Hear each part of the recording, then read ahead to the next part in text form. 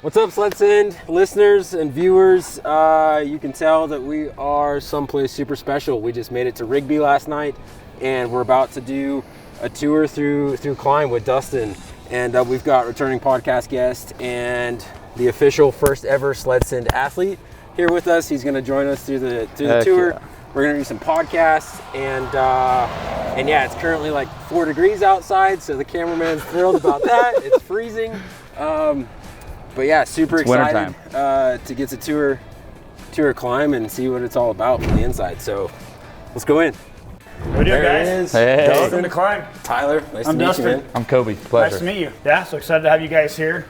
This is the showroom area. This is where we have retail people come in and can look at stuff and try it on. They can buy stuff if they want to, or at least gives them kind of a reference on what we have. Sure. The display of what our line's like. So this kind of gets busy through the holidays, especially this week. It'll be pretty busy. Yeah. But maybe what we got to do is let's kind of run up to where the building first started, and I'll give you like a little bit of history of the company. Okay. Then we'll walk through and just kind of see the different parts of the building and kind of go from there. Heck yeah. Sweet. Sounds good. The history of the company, the founder, Justin Summers, started a company called Teton Outfitters when he was in college. Okay. He'd spent some time overseas, made some relationships there with, he learned Mandarin Chinese. Actually. Oh, really? Wow. Yeah, in Okay. Taiwan. Yep. Met another guy that also knew Mandarin Chinese, and when they came back, they'd made some connections while they were there, and so they kind of started bringing over some outerwear and like selling it to pay for their college. Like they'd sell it on campus. Okay. And when he was doing that, he got to know kind of the ski resort, and the ski resort wanted some custom gear made for their workers. The workers were really hard on their gear. They'd have those snowmakers. You ever seen how a snowmaker works? Yep, right.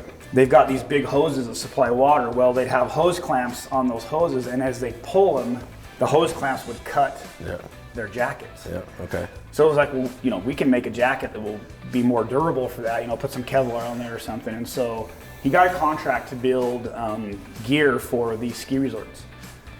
Did that for a little while, and then unfortunately one of the ski resorts ran into money problems, and they didn't take their order. They actually went bankrupt. Oh, no. So here he's sitting with all this material. Jeez. And remember, he's in college. He's in college. Yeah. So it's, who's got money in college, right? Right. So he's basically, paying for college, ordered all this material. Now he's got no place to put it, no money. And so he was a snowmobiler also, and they decided, well, we need some high-end snow gear.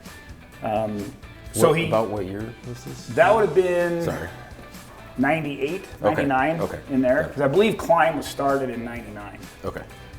So this was under the Teton Outfitters name still. So he just made a few pieces, went to a snow show in Salt Lake City, and pre-sold some gear, right? Okay. And it was high-end stuff. It was really nice stuff. So pre-sold some gear, came back, made it, delivered it, went to another show, did the same thing.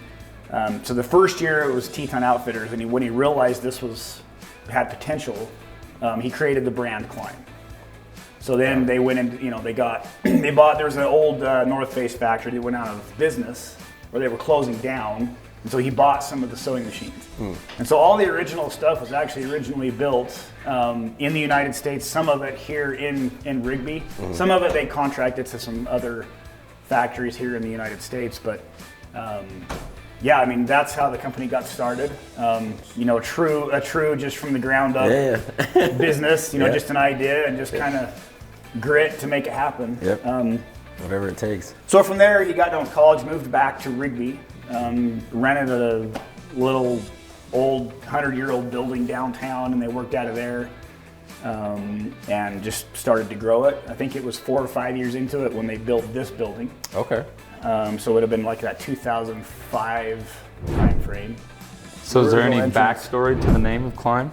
Where he came up with that? There actually is a backstory, and there's some really funny rumors that have gotten started. Everybody thinks it's milk backwards. I don't know where that got started.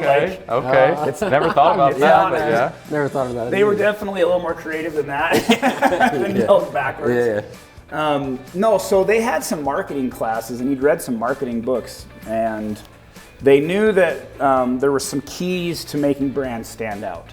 One of them, a lot of the very well-known names, brands were 4-letter words. You know, so you got Kraft. You know, you start thinking about some of these bigger companies, and there's a lot of them that are 4-letter words. So they wanted it to be a 4-letter word. It needed to be catchy and it needed to be unique, right? Well, with snowmobiling, you know, like hill climbing was a big thing. And so, but just making it, you know, CLI, that's not very unique. Right. And so they kind of changed the spelling of it, gave it a unique look, and that's how the name came to be. Yeah, so this is a lunchroom, and I mean, big deal, like businesses have lunchrooms, but for us it was kind of a big deal because when we were little, and I talked earlier before, like we were a smaller company, every Thursday one of the employees would make the whole company lunch. And downstairs we actually still have the original grill that we used to like do burgers out in the parking lot, you know, or whatever. Or sometimes like somebody would make pancakes or whatever. But as we grew, that tradition stayed. He's big, like the company, the culture, like was big on family. You know, Justin's big on family, and he likes a team atmosphere and a family atmosphere. So the lunch thing was a really big deal. Like that was something that, you know, there was no missing. Like you were here and you took your turn to make lunch when your turn came around. So when I got hired full time, I was like the 80th employee or whatever. And we still did lunches in here. We got to the point where it was really hard for one person to make everybody lunch. So it was important for him to keep doing that, so they started having it catered. They wanted to continue to do it. So every Thursday we had a catered lunch up here. We did that until we just couldn't physically fit everybody in here anymore. We had too many employees. I just found out they're actually going to start doing it again. We added on, and you're going to see all the construction that we got going on right now. But they've added on to a showroom that'll put every employee in it, and we're going to start doing lunches back in there. Oh man, that's awesome. We're going to go back to it. It's 125 employees. Okay, I was just going to ask what your number was. Yeah, we're like 125, and they're going to cater lunch. And you said you guys were hiring earlier. So what's your ideal number of employees that they're shooting for? I don't think it's a number. I think it's just need more hands on deck, or whatever we need for the resources to get the projects done. And the growth curve we've been fortunate. We've had really good growth. We just hit $100 million in sales for the year. That's a big. Yeah, that's huge. Heck yeah. Yeah, that's a big item, or kind of a big thing for us. And so we had a little celebration, a little party, and so I mean, as we continue to grow, we're just going to need more people to make it happen, more projects. So I don't know. I mean, I don't know how many people we'll end up with, but yeah, this is the break room, the lunch room, and I wouldn't say fancy, but it's pretty nice. We spend a lot of time here. I mean, relationships and telling stories and how are the kids, and it's I think it's a little bit unique for us. Sure, absolutely.